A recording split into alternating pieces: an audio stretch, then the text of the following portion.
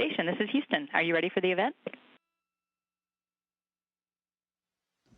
Houston, this is Station. We're ready. North Carolina State University and North Carolina School of Science and Mathematics. This is Mission Control Houston. Please call station for a voice check. How do you hear me? Hello, North Carolina. The International Space Station has you loud and clear. Welcome aboard. Hello. Fantastic.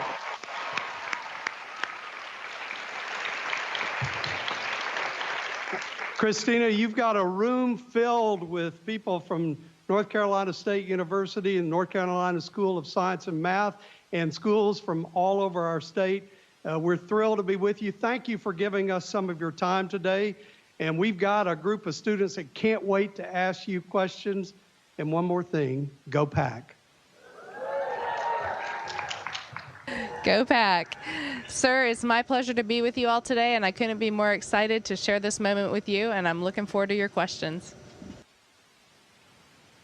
My name is Cynthia Rios, and my question is, what is the biggest challenge to the future of space exploration, and what excites you most about the future of space exploration? Hi, Cynthia. Thanks for that question. I think some of the challenges that we face right now aren't even technical in nature. Obviously, NASA has shown that we are really good at taking technological leaps, doing the next big thing, the next innovation. What may be more of a challenge is actually finding that long-term sustainable purpose and goal that we can all get behind, that we can devote the resources to and the time to make it happen in the long term.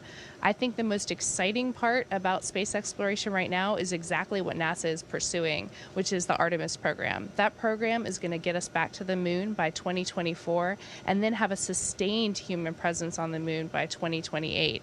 And all that is to continue the work that we did there before with the goal of having it be a technology proving ground for the next giant leap, which would be a Mars mission with humans. I'm so excited about the Mars mission because I think not only is it a great example of human exploration and pushing the frontiers, but it also gives us a chance to answer a question that I think is hugely important philosophically and for the question of our age, really, and that is, are we alone? And I think going to Mars with people can answer that question. My name is Nina Louise Wayne, and my question is, several men traveled to the moon in the mid to late 20th century. How challenging is it to go back to the moon 50 years later? What is the significance of a female moonwalk this time around? You know, I think that it is still a challenging mission, and one of the reasons is that we're going with new goals for a new generation. When we went before, we went to visit, to explore, sort of as a recon mission. And now we'd be going back and we'd be going to stay. We also are going to be visiting a new part of the moon. We're going to be landing people at the South Pole, which is a place we've never been and that has some really exciting opportunities for resources. I think the significance of having a female walk on the moon means that right now we are in a time and in an era where we are taking contributions from anyone who dares to dream, anyone who has innovative ideas, and those contributions will all be put towards the success of the mission. Also, the inspirational aspects of it really can't be understated.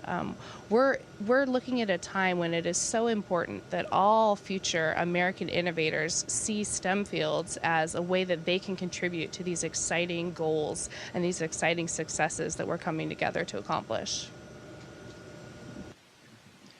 My name is Connor Davis, and my question is, astronauts are experts in their respective fields, engineering, biology, aviation, etc. What are some lesser-known skills or abilities commonly found among astronauts? Connor, great question. I think I'll handle that question in two different ways. One is that we are expected to actually do science even outside of our field of expertise. So as you may know, I studied physics and electrical engineering there at NC State, but just this morning I participated in a biology type of experiment where I actually had to pipette microliters of biological material over 300 times. So that is definitely not something that I learned in my circuits classes. And the other interesting set of skills that astronauts have to have is what we call expeditionary behavior skills. We actually get a lot of training in things like leadership, followership, team care, self-care, group living, and other ways that we can ensure that we have a successful long-term mission. My mission, as you know, is about 11 months on board the space station. A standard mission is about 6 months. So to be able to live with other crewmates in close quarters and continue to do your best every single day takes a lot of those expeditionary skills behaviors. And that's something that NASA thinks is very important and trains us on from day one. My name is Emma Tucker, and my question is, as a woman in science and engineering who has inspired many young people like myself, which women inspired you to pursue your dreams? Thank you, Emma. Well, I think the first that come to mind are some women that I hear are in the room there with you today. My Aunt Teresa inspired me with her positive attitude and her outlook on life. My sister Denise inspired me because she's just a steadfast person who is confident and believes in herself, not to mention super smart. My mom was an inspiration. She studied biology and was a math teacher, so had those STEM fields. And then my grandmother. My grandmother is the hardest working person I know, and I think that her work ethic really rubbed off on me. Looking outside of my family, I saw inspiration actually in social movements. So, for example, one woman that comes to mind that was an inspiration to me, particularly in college, is Ella Baker.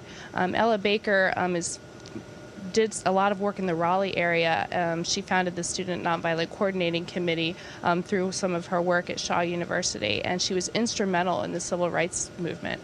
And the fact that she spoke out at that time was just so inspiring to me.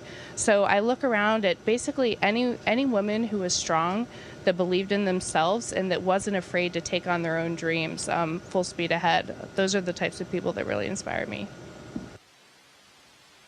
My name is Ananya Nunna, and my question is, how do you feel time passing while in the International Space Station? How do you keep track of your time? Well, in terms of keeping track of the time, I actually have my crewmates that do a better job of that for me. It was a couple weeks ago that I had my crewmate Alexi remind me that my halfway point on my mission was coming up. Otherwise, I don't really count days. I just like to take it one day at a time and always think about the things that I have up here that I'll never have again, instead of counting down to the end. In terms of pastimes, one of my favorite pastimes actually is photography.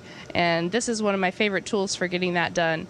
As you may know or may not know, I was actually a photographer for the technician when I went to NC State. And I also used to work in the darkroom at Science and Math all the time. I was famous for my my time in the darkroom there. So I continued that hobby up here, and looking out the window and taking pictures of Earth and space is one of my favorite pastimes. My name is Stepan Malkov, and my question is, how do space station astronauts from different countries and with different native languages effectively communicate with each other, especially concerning specific technical terminology and emergencies?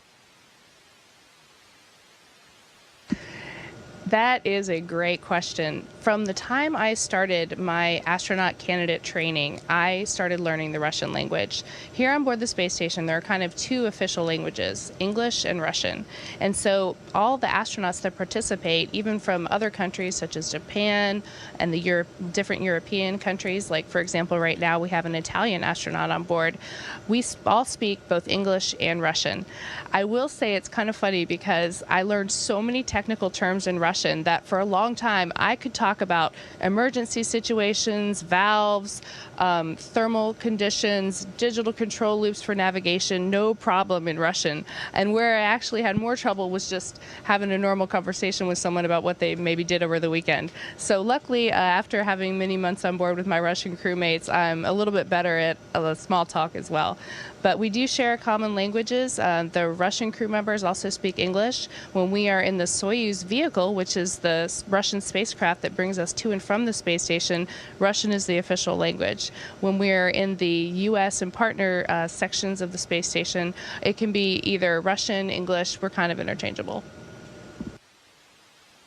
My name is Emma Janes, and my question is, as someone who's lived an adventurous life, what is your thought process when dealing with fear?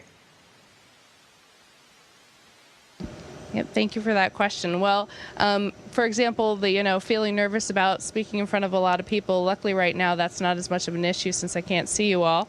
But in general, when I take on different situations that might normally cause fear, I like to think about turning that fear into focus.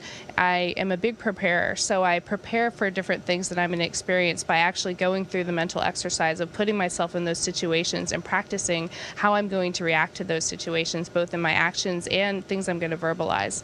So I would say in aviation we call that chair flying, and you can actually chair fly any situation. It doesn't just have to be flying a high performance aircraft. It could be any situation you're going into that might cause you a little apprehension or nerves, and channeling that through preparation and channeling it into focus on how you can succeed in that situation has been my main way of dealing with things that would otherwise be situations with fear. My name is Maitri Vanam, and my question is, if a health emergency occurs in space, what procedures do you have in place to handle it? And do you have a protocol in place in case someone immediately needs to get back to Earth? We do have both procedures to handle it here on board and protocols for getting home quickly. So one of the ways that we prepare on board here is we do emergency drills with medical support teams talking us through the different procedures that we have. Here is our emergency medical treatment pack, and it actually contains anything we would need to deal with a trauma situation on board. We also have other packs and other different types of medical equipment.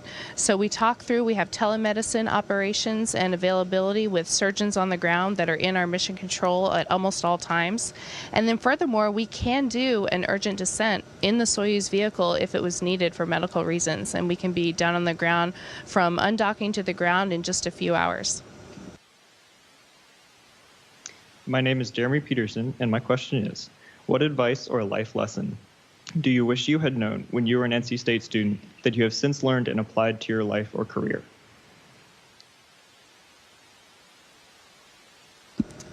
You know, I think that when I was at NC State, I was what I would call fiercely individualistic. I really took on everything independently, and I wanted to figure everything out on my own. And something that I learned a little bit later in my career is the value of teamwork. I also had the opportunity to do more team projects sort of later in my years, in my master's degree years in electrical engineering at NC State.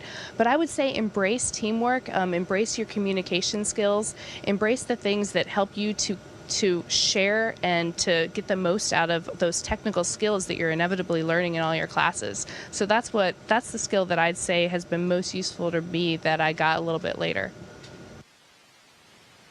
My name is Jacob Goldstein, and my question is, can you show us one of the hardest things to do when living and working in microgravity? I can show you a couple things. The first thing that comes to mind is actually how easy it is to lose things here because they always want to float away. So to demonstrate that, I'll show you a standard way that we keep cargo on board. So we obviously have to stow a lot of supplies, equipment, spare parts, etc. up here. And these soft containers is one way that we stow those things. The problem arises when you first open it up.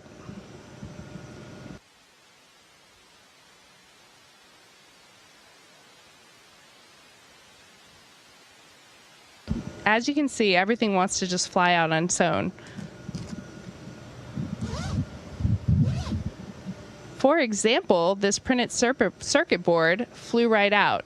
This is something that NC State people from the Department of Electrical and Computer Engineering made me as a memento for my space flight, and I have since added the famous Velcro strip to it so that it has officially flown in space now that it has Velcro, and it can be officially stuck to any other place on station with Velcro because we do have the problem of things floating away here. And now secondly,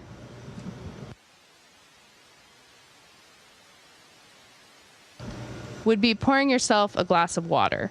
Here in space, obviously, we don't have cups, we don't have running water, and instead we have what we call drink pouches. So everything we drink, including our coffee in the morning, comes out of one of these pouches, because obviously we don't have a sink, we don't have running water, and we don't have drains or anything like that. We don't have the benefit of gravity to help us out with that kind of thing. And then finally, one thing I find challenging is moving around in microgravity. So let me show you an example of that.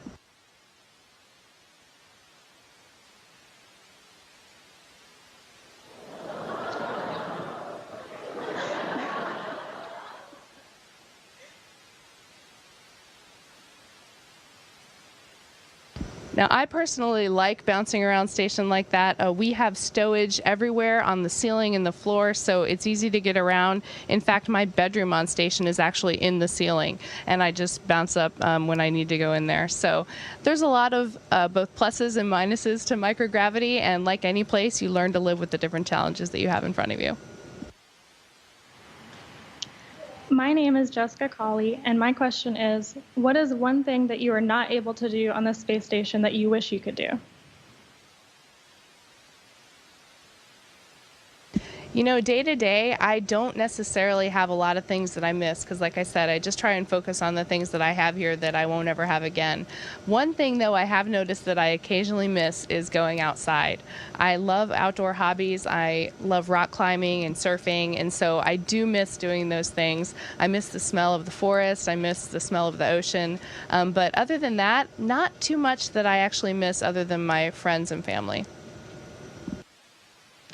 My name is Mackenzie Savage, and my question is, how have your experiences at NCSSM helped you with the astronaut selection process, mission training, and your current mission? You know, those experiences at NCSSM cannot be understated in terms of how much they helped me to get to where I am today. I would say first and foremost, the actual motto of the school, accept the greater challenge. That idea of just constantly looking to the next challenge, the next thing to take on, the next thing to focus energy and to find success in doing and to find fulfillment in, really that got ingrained in me at NCSSM. My whole world opened up to me. You know, I was from Jacksonville, North Carolina, kind of a small town, small city, and then I went to NCSSM where there were people from Raleigh and Charlotte and all these big cities that I had heard about, and they had big opinions. They had seen so much more than I had seen, and just to realize that my mind had, you know, there was so much more to explore, so much more to learn, and the amount that my mind opened during that time is just can't be understated. In addition, NCSSM allowed me to pursue different areas within STEM fields that I found particularly interesting. I took a seminar on man in space, so I got to see the entire history of NASA, and that was something that was just self-motivated, and the system there allowed me to do it. I also got to participate in a high-speed photography class where I got to learn how to sort of combine experimental setups with my love of photography. I also took amazing art classes there, so I realized the power of creativity. I really just can't say enough about the different opportunities that I had that led me to want to live a life to explore. My name is Joseph Talsma, and my question is, what are the most significant challenges involved in growing plants on the space station? And is oxygen produced by the plants noticeable? And are there any psychological benefits to growing plants in space? I can say that I was someone who was very involved in the last couple experiments that we had growing plants, and it was very enjoyable. We do have to do it a little bit differently here because obviously the water doesn't naturally get pulled down below the roots and allow the roots to pick up water while it's doing that. And to prevent the roots from sort of just being covered in water and to have that prevent the uptake and drown the roots, we actually have to pack the plants in what we call a little plant pillow, which is kind of like a packet of soil type material that the roots can grow in. And it has a tube sticking out of it that we actually inject water in with a syringe. So watering the garden, as you can imagine, isn't quite the same as on Earth. It's a much more technical process. I don't think that the amount of plants that we had on board currently affected the level of oxygen on board. But the psychological benefits, I think, are tangible. And we're actually studying that through a series of experimental surveys that the crew is taking as we interact with the plants. I know that in my time in Antarctic and Arctic bases, we always have plants in a greenhouse. And that was definitely a source of just, a sensory experience that you can't otherwise have. So I think plant growth on board is not only important for the possibility of growing food and the actual life support systems aspects of it, but as you mentioned, the psychological aspects as well. Hey, Christina, this is NCSSM Chancellor Todd Roberts, and for all the hundreds of people that are in the room here this morning, I want to thank you for a truly amazing and out-of-this-world experience. You modeled the career and life opportunities that North Carolina students can achieve through talent, hard work, and the amazing public education that we all receive. So we wish you a very safe rest of your mission and cannot wait to welcome you back to Earth and home. So thank you so much for this opportunity.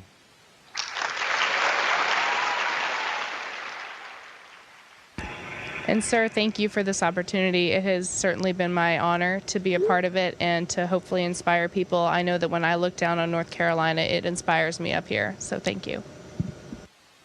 Station, this is Houston ACR. That concludes the event. Thank you to all participants from North Carolina State University and North Carolina School of Science and Mathematics. Station, we are now resuming operational audio communication.